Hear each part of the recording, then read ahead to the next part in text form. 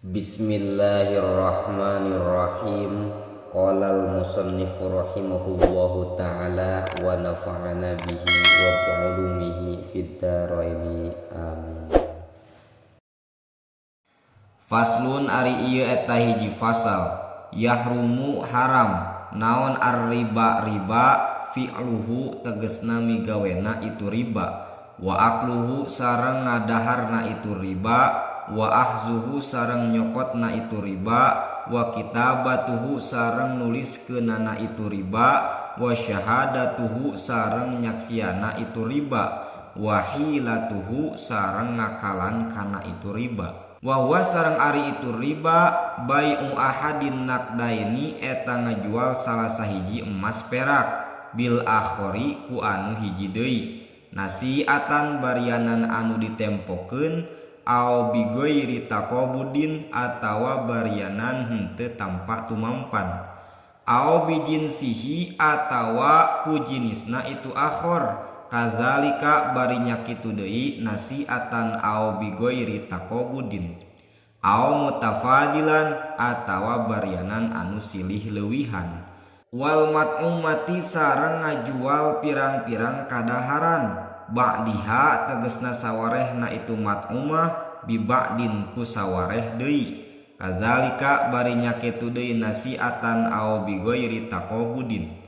Wa yahrumu sareng haram naon bai'uma ngajual kana perkara lam yakbid anu can narima itu si jalma hu kana itu emak. Walahmi sareng haram ngajual daging bil hayawani ku hewan, wadaini sareng haram ngajual hutang bidaini ku hutang deui.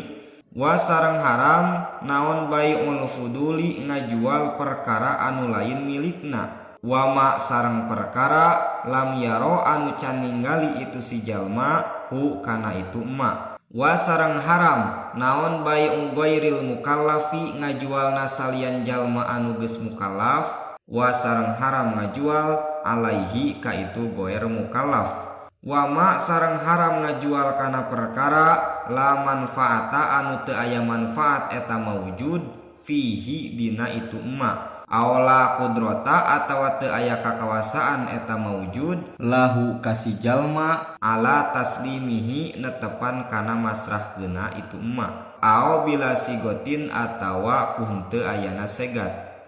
Wa sareng haram naon bai'uma ngajual kana perkara la yadkhulu anu teu kaasup itu ma tahtal milki dina sahandapeun kapemilikan, kal hurri seperti ngajual jalma merdeka,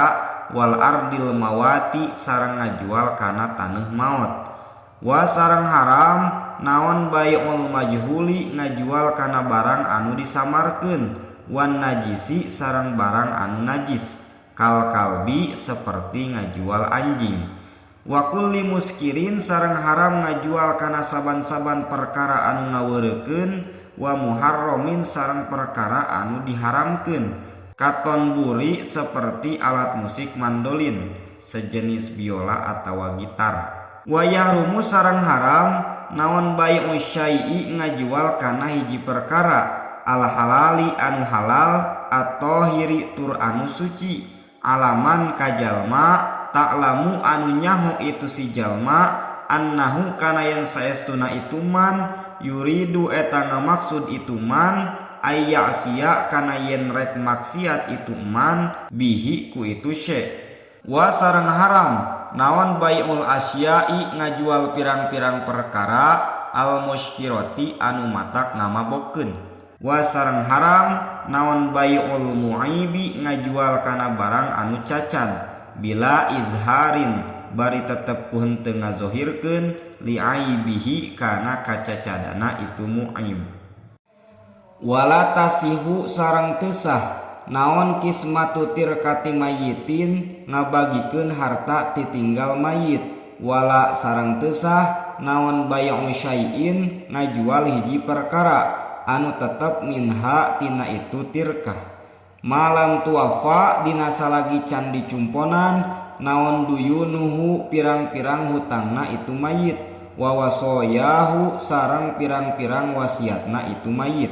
Wa tukhraju sareng dikaluarkeun naon ujratu hajjatin buruhan ngahajikeun wa umratin sareng ngaumrohkeun. Kitu soteh ingkana lamun mah kabuktian itu haji jeung umroh alaihi eta tetep misti ka itu mayit. Illa ayyuba'a angin yen dijual naon syai'un hiji perkara liqada'i hazihil asya'i pikeun nyumponan ieu pirang-pirang perkara. Fatir katu tah ari harta titinggal mayit kamarhunin eta tetep seperti barang anu digadekeun bizalika kana itu asya. Karokikin sepertikeun abid jana anu ngabogaan pakuat pakait itu rokik walau sok sanajan kabuktian itu jana biahzidanikin eta tetep ku sabab nyokot sadanik tegesna sapergenep dirham. La yasihu henteu sah naon bai'uhu ngajualna itu rokik hatta yu ada nepi kayen ditekanan naon mak perkara anu tetep birokobatihi aya dina tatanggunganna itu rokik. Aoyak zana atawa nepi kayen ngizinan saha algorimu anu nempuhkeun fi bai'ihi dina ngajualna itu rokik. Wa yahrumu sareng haram naon ayu fatiro yen megatkeun itu si jalma rogbatal mustari kana karesepna jalma anu meuli awil ba'i atawa jalma anu ngajual ba'da istiqrori samani dina sabada narima tumetepna harga liyabi'a karena rek ngajual itu si jalma alaihi ka itu mustari awal yastaria atawa karena rek meuli itu si jalma hu kana itu barang minhu ti itu ba'i. Wa sareng ari itu yufatiro rogbatal mustari awil ba'i ba'dal aqdi dina sabada akad fi muddatil khiyari dina mangsa pilih-pilih asyaddu eta leuwih banget haramna. Wa sareng haram naon ayyastaria yen meuli itu si jalma atau ama kana kadaharan waktal golai dina waktu mahal wal hajati sareng dina waktu butuh liyah bisa karena rek nimbun itu si jalma hu kana itu to'am wa yabi'a sareng ngajual itu si jalma hu kana itu to'am biagla ku harga anu leuwih mahal. Wa sareng haram naon ayyazida yen nambahan itu si jalma fi sil'atin dina barang dagangan liya gurro karena rek nipu itu si jalma goirohu kasaliana itu si jalma. Wa sareng haram naon ayyu farriqo yen misahkeun itu si jalma bainal jariyati di antarana hiji amat wa waladiha sarta budakna itu jariyah qabla tamyizi dina samemeh hidengna itu walad. Wa sareng haram naon ayyagusa yen nipu itu si jalma aw yakhuna atawa khianat itu si jalma fil kaili dina takaran wal wazni sareng dina timbangan wazar'i sareng dina ukuran wal addi sareng dina bilangan aw yakziba atawa ngabohong itu si jalma. Wa sareng haram naon ayyabi'a yen ngajual itu si jalma alqutna kana katun au ghairahu atawa saliana itu katun anu tetep minal badai'i tina buktina pirang-pirang barang dagangan. Wa yukrido bari ngahutangkeun itu si jalma al mustariya ka jalma anu meulina fauqahu dina saluhurna itu jual beli darohima kana pirang-pirang dirham. Wa yazida bari nambahan itu si jalma fi samanitil kalbidoati dina hargana itu barang dagangan li ajalil qardi karena arah-arah injeman. Wa sareng haram naon ayyukrido yen ngahutangkeun itu si jalma alhaika ka jalma tukang tenun au ghairahu atawa saliana itu haik anu tetap minal ujaroi tina buktina pirang-pirang jalma tukang buburuh. Wa yastahdima bari menta diladen itu si jalma hu ka itu haik au ghairuh biaqalla ku anu leuwih saeutik min ujratil misli tina buruhan biasana li ajli zalikal qardi karena arah-arah itu injeman wa yusammuna sareng ngangaranan para ulama zalika kana itu tingkah ar-robtota kana ngaran robtoh wa sareng haram naon ayyukrido yen ngahutangkeun itu si jalma al-harrosina ka pirang-pirang tukang tani ila waktil hasodi nepi ka waktu panen summa yabi'una tuluy ngajarual itu harrosin alaihi ka itu si jalma to'amahum kana pirang-pirang kadaharana itu harrosin bi'audo'a ku harga anu leuwih murah minas si'ari tina harga biasana qalilan barianan saeutik wa yusammuna sareng ngangaranan para ulama zalika kana itu tingkah al-maqdiya kana ngaran akad maqdi wa kadza sareng nyakitu deui jumlatun ari sajumlahan anu tetep min muamalati ahli hazaz zamani tina muamalahna ahli ieu zaman au aksaruha atawa kalolobana itu muamalah kharijatun eta anu kaluar an qanuni syar'i tina pirang-pirang kaidah hukum syara fa'ala muridi ridallahi atuh eta tetep misti ka jalma anu ngamaksud kana ridona Gusti Allah subhanahu maha suci Gusti Allah wasalamati dinihi sareng kana kasalamatan agamana itu si jalma wa dunyahu sareng kasalamatan duniana itu si jalma ayat ta'allama ariyen kudu nganyahukeun itu si jalma ma kana perkara yahillu anu halal itu ma wa ma sareng kana perkara yahrumu anu haram itu ma min alimin ti jalma anu ngarti waroin anu apik nasihin tur anu nganasehatan syafikin tur anu nyaahan ala dinihi kana agamana itu alim fa inna tolabal halali dayen saestuna nyuprih kana kahalalan faridatun eta anu difardukeun ala kulli muslimin kasaban-saban jalma Islam. Faslun ari ieu eta hiji fasal yajibu wajib alal musiri ka jalma anu beunghar naon nafaqatu usulihi nganapakahan kolotna itu musir al mu'sirina anu falakir wa in qadaru sok sanajan kawasa itu usul alal kasbi kana kasab wa sareng wajib ka itu musir naon nafaqatu furu'ihi nganapakahan pirang-pirang budakna itu musir iza a'saru di mana-mana falakir itu furu aw ajazu atau apes itu furu anil kasbi tina kasab lisigorin karena leutik keneh aw zamanatin atawa karena lumpuh wa yajibu sareng wajib ala zauji kasalaki naon nafaqatuz zaujati nganafakahan pamajikana wa mahruha sareng maharna itu zaujah wa alaihi sareng eta tetep misti kajaoz laha pikeun jaozah mut'atun ari harta pangbubungah intolako lamun mahnolak itu zauj ha ka itu zaujah wa sareng wajib ala malikil abidi ka jalma anu ngabogaan abid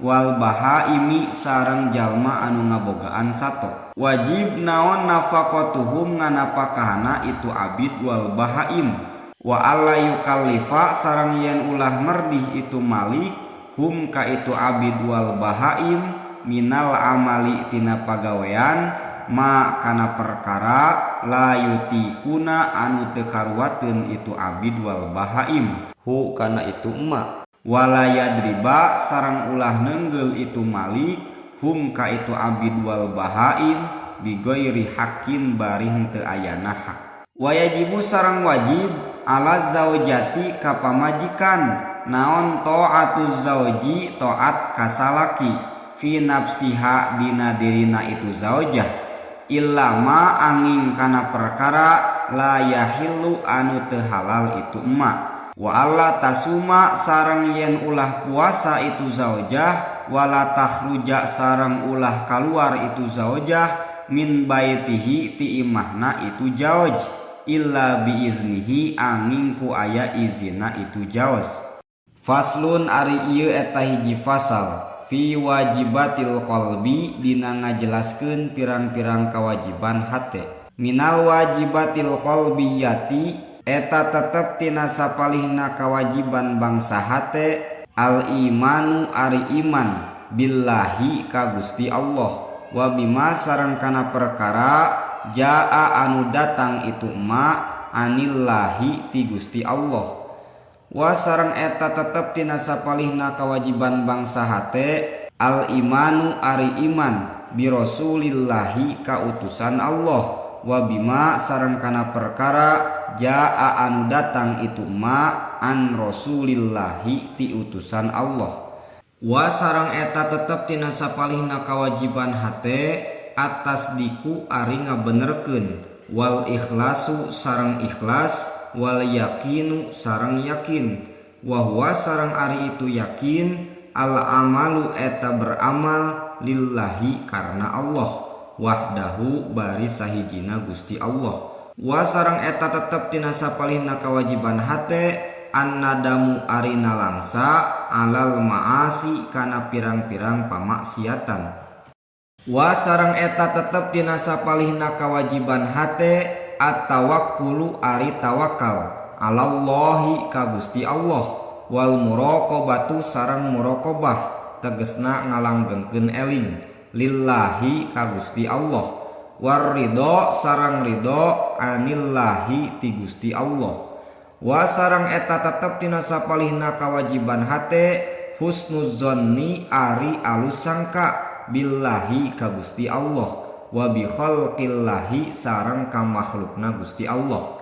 Wa sareng eta tetep tina sapalihna kewajiban hate ta'zimu sya'airillahi ari ngagungkeun kana pirang-pirang ciri agama Allah. Wa sareng eta tetep tina sapalihna kewajiban hate asyukru ari syukur ala ni'amillahi kana pirang-pirang nikmat Allah. Wa sareng eta tetep tina sapalihna kewajiban hate as-sabru ari sabar ala ada ima netepan kana nekanan perkara au jaba anu parantos ngawajibkeun kana itu ma saha Allahu Gusti Allah. Was-sabru sareng sabar amma tina perkara harrama anu parantos ngaharamkeun kana itu ma saha Allahu Gusti Allah ta'ala bari nyata maha luhur Gusti Allah. Wa sareng sabar alama kana perkara ibtala anu parantos nyoba ka anjeun saha Allahu Gusti Allah bihi kana itu emak. Wa sareng eta tetep tina sapalihna kewajiban hate as-siqatu ari mercaya bir rizki kana urusan rizki. Wa sareng eta tetep tina sapalihna kewajiban hate ittihamun nafsi ari nyangka goreng kana diri. Wa adamur ridho sareng henteu narido anha tina itu nafsi. Wa sareng eta tetep tina sapalihna kewajiban hate bugdus syaitoni ari mikangewa ka setan wa bugdud dunya sareng mikangewa kana dunya wa bugdu ahlil maasi sareng mikangewa ka ahli maksiat. Wa sareng eta tetep tina sapalihna kewajiban hate mahabbatullahi ari mika cinta ka Gusti Allah wa mahabbatu kalamihi sareng mika cinta kana dauhan Allah wa rasulihi sareng mika cinta ka rasulna Allah wa sahabati sareng mika cinta ka sahabatna Rasul wal ali sareng ka keluarga Rasul wal ansori sareng mika cinta ka kaum ansor was solihina sareng mika cinta ka pirang-pirang jalma soleh. Wa qala sareng parantos ngadawuh saha sayyiduna junjunan urang sadayana Abdullah ibnu Alawiyin nyaeta Syekh Abdullah bin Alawi al-Haddadu anu bangsa Haddad radhiya muga ngaridoan saha Allahu Gusti Allah anhu ka itu Syekh Abdullah bin Alawi wa nafa'a sareng muga-muga ngamanfaatkeun Gusti Allah na ka abdi sadayana bihi ku berkahna itu Sayyiduna Abdullah. ngadawuh fi kitabihi dina kitabna itu Sayyiduna Abdullah An-Nasaihid Diniyati nyaeta kitab Nasaihud Diniyah ma kana perkara maknahu anu ari maknana itu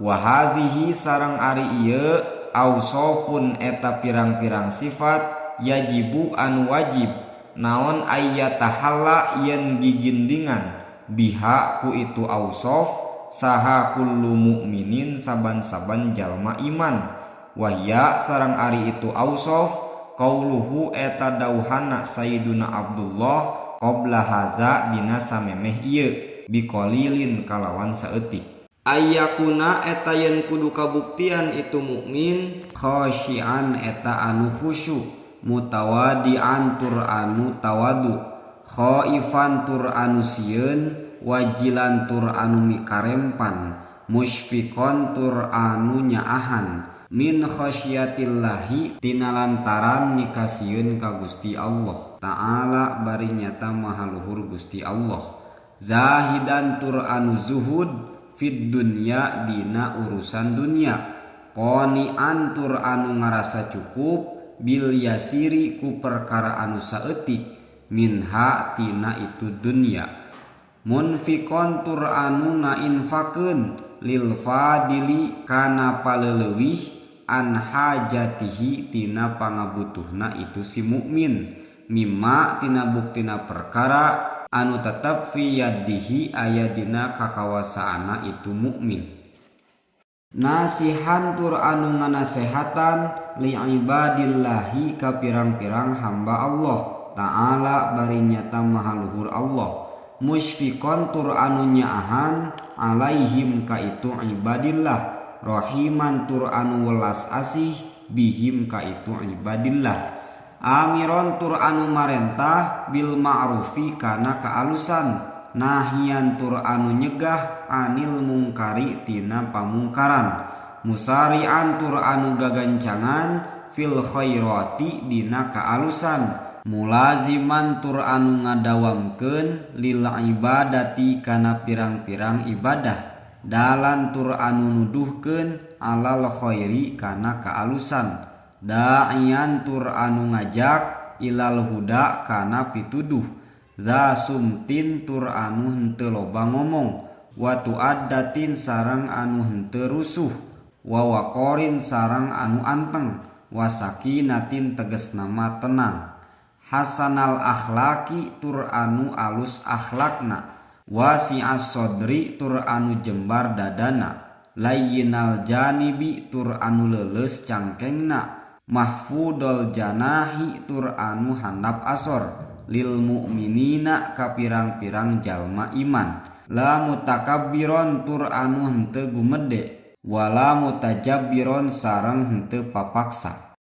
wala tomian sareng henteu toma finnasi ka jalma-jalma wala harison sareng henteu kadedemes alad dunya kana dunya wala muksiron sareng henteu milih laha kana itu dunya alal akhirati bari manderikeun akhirat wala jami'an sareng henteu ngumpul-ngumpul lil mali kana harta wala mani'an sareng henteu nyegah lahu kana itu mal an hakihi tina hakna itu mal wala fazon sareng henteu kasar omonganana wala jafian sareng henteu angkuh lahum ka itu nas wala golizon sareng henteu kasar wala mumarian sareng henteu nyacadan wala mujadilan sareng henteu papaduan wala mukhosiman sareng henteu ngamusuhan wala qosian sareng henteu teu ashatena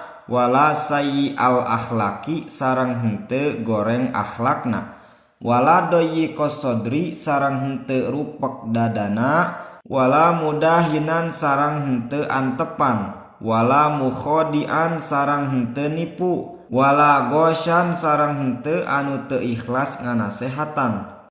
wala muqaddiman sareng henteu ngaheulakeun lil agniyai ka pirang-pirang jalma beunghar alal fuqara'i bari manderikeun pirang-pirang jalma fakir wala mutaraddidan sareng henteu bulak-balik alas salatini ka pirang-pirang pamarentah wala sakitan sareng henteu cicing anil inkari tina lantaran inkar alaihim ka itu salatin ma'al kudrati sarta kawasa wala muhibban sareng henteu mika cinta lil jahi kana pangkat wal mali sareng kana harta wal wilayati sareng kana kapamimpinan bal yakunu balik takudu kabuktian itu jalma mukmin laha kana itu jahi wal mali wal wilayah karihan eta anu ngewa wala yulabisu sareng ulah make itu mukmin ha kana itu jahi wal mali wal wilayah illa min hajatin angin tina lantaran aya pangabutuh au daruratin atawa madarat intaha parantos rengse naon kalamuhu dauhan Syekh Abdullah Al-Haddad radhiya muga ngaridoan saha Allahu Gusti Allah anhu ka itu Syekh Abdullah Al-Haddad. Rabbil fa'na bima 'allamtana Rabbi 'allimna alladhi yanfa'una Rabbi faqihna wa faqih ahlana wa qarabatin lana fi dinina